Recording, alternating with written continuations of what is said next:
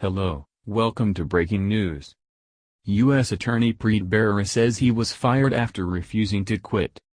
The call to Preet Bharara's office from President Trump's assistant came on Thursday. Would Mr. Bharara, the United States Attorney in Manhattan, please call back? The following day, Mr. Bharara was one of 46 United States attorneys appointed by President Barack Obama asked to resign, and to immediately clean out their offices. The request took many in his office by surprise because, in a meeting in November, Mr. Bharara was asked by the then president-elect to stay on. Mr. Bharara refused to resign. On Saturday, he announced on Twitter that he had been fired. It was unclear whether the president's call on Thursday was an effort to explain his change of heart about keeping Mr. Bharara or to discuss another matter. The White House would not comment on Saturday. However, there are protocols governing a president's direct contact with federal prosecutors. According to two people with knowledge of the events who were not authorized to discuss delicate conversations publicly, Mr. Bharara notified an advisor to the Attorney General, Jeff Sessions, that the president had tried to contact him and that he would not respond because of those protocols. Mr. Bharara then called Mr. Trump's assistant back to say he could not speak with the president, citing the protocols. Continue reading the main story. The Trump White House. Stories about President Trump's administration. Trump advisor had Twitter contact with figure tied to Russians. Mar 11. Tillerson leads from State Department shadows as White House steps in. Mar 11. The GOP's high-risk strategy for health law repeal. Mar 11. Trump's revised travel ban is denounced by 134 foreign policy experts. Mar 11. Trump ends silence with Palestinians, opening a path. Mar 10. See more. Recent comments. John 1 hour ago. Another straw added to the Trump, Republican incompetence pile. They fumble an obviously politically motivated change which Bharara then uses. Mary Louise 1 hour ago. Let's move to Nevada. The U.S. Attorney was appointed by Bush and held over by President Obama. Presently the office is involved in the sale 1 hour ago. I have never felt more certain that I do now, that our republic is officially in decline. Our two-party system is a failure and there. See all comments. Write a comment. Related coverage. With Preet Bharara's dismissal, storied office loses its top fighter March 10, 2017. Trump abruptly orders 46 Obama-era prosecutors to resign March 10, 2017. Preet Bharara says he will stay on as U.S. Attorney under Trump November 30, 2016.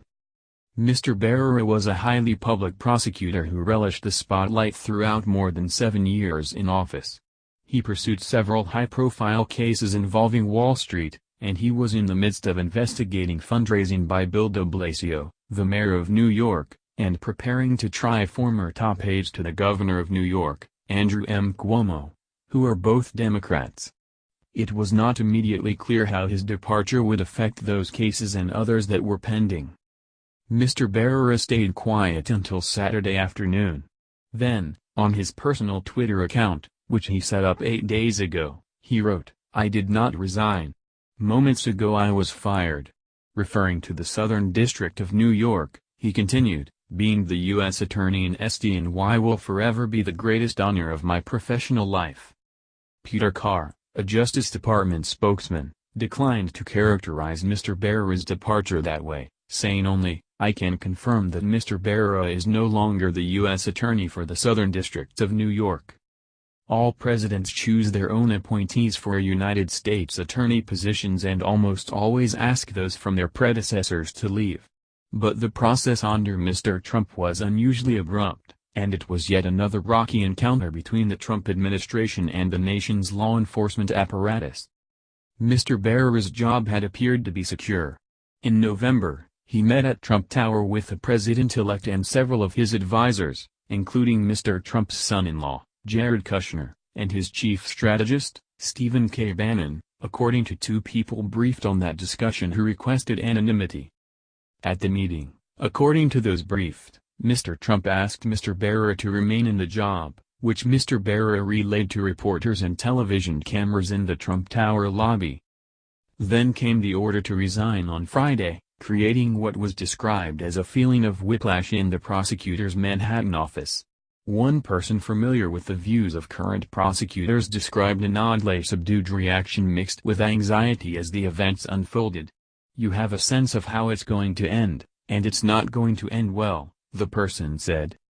But Mr. Bharara, unlike his fellow United States attorneys, publicly refused to leave. He gave no statement citing a policy or legal issue affecting his decision to refuse the resignation order. It was unclear how many of the 46 holdovers had submitted resignations. Mr. Bharara's colleague Robert L. Capers, the United States Attorney in Brooklyn, announced his resignation Friday. First draft. Every weekday, get political news and analysis from the staff of the New York Times. Enter your email address. Sign up. Receive occasional updates and special offers for the New York Times' products and services. See sample privacy policy. 2 White House officials, speaking on condition of anonymity to avoid offending the president, said the promise to keep Mr. Bharara on was a product of a chaotic transition process and Mr. Trump's desire at the time to try to work with Senator Chuck Schumer, Democrat of New York, with whom Mr. Bharara is close. The relationship between Mr. Trump and Mr. Schumer, the Senate Minority Leader, has since soured. It was Dana Boente, the acting Deputy Attorney General, who called Mr. Bharara on Saturday. According to a Justice Department official, Mr. Boente told Mr. Bharara that he was one of the 46 United States attorneys being told to resign. Mr. Bharara, the official said, replied that was in conflict with Mr. Trump asking him to stay on. Mr. Boente reiterated that Mr. Bharara was being asked to resign, and Mr. Bharara said that he was interpreting that as being fired. Mr. Boente then said again that the department was asking him to step down, according to the official. Mr. Bharara's office is overseeing the case against the former aide to Mr. Cuomo and the inquiry into fundraising by Mr. de Blasio, who has been a target of Mr. Trump's ire as he has positioned himself as a vocal opponent of the president's on the left. His office is also overseeing an investigation into whether Fox News, which is owned by the media magnate Rupert Murdoch, failed to properly alert shareholders of settlements with female employees who had accused the channel's former chief, Roger Ailes, of sexual harassment. The investigation of Mr. de Blasio's campaign fundraising has been going on for about a year and is examining whether the mayor or his aides traded beneficial city action for political donations. Mr. de Blasio was interviewed recently by prosecutors who appeared to be in the final stages of determining whether to seek charges in the matter. Mr. de Blasio's press secretary has said that the mayor has cooperated with Mr. Bharara's inquiry and that he and his staff had acted appropriately and well within the law. White House officials have said little about the timing of the mass push for resignations, other than insisting it had not been a response to a call for a purge on Fox News, where one host, Sean Hannity, urged the president to clean house at the Justice Department. Phil Singer, a former aide to Mr. Schumer and a Democratic strategist, called it absurd to suggest that Mr. Bharara's firing had been meant to punish Mr. Schumer. He noted that any investigation involving Trump Tower would fall within the purview of Mr. Bharara's office.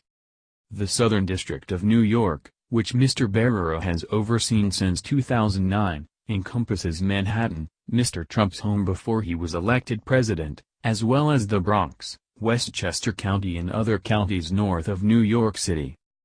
The Thursday afternoon phone call from the Oval Office was a curious sidelight to the fast-moving events. Mr. Trump's assistant asked the prosecutor to return the call. Before doing so, Mr. Bharara called Mr. Sessions' chief of staff, Jody Hunt, to alert the Justice Department to the call and express concern about contacts between presidents and federal prosecutors. Aides to Mr. Trump did not respond to 3 emails seeking comment about the nature of Mr. Trump's call to Mr. Bharara. Please subscribe to Breaking News to receive the hottest news. Looking forward to traveling with you. Goodbye and see you again.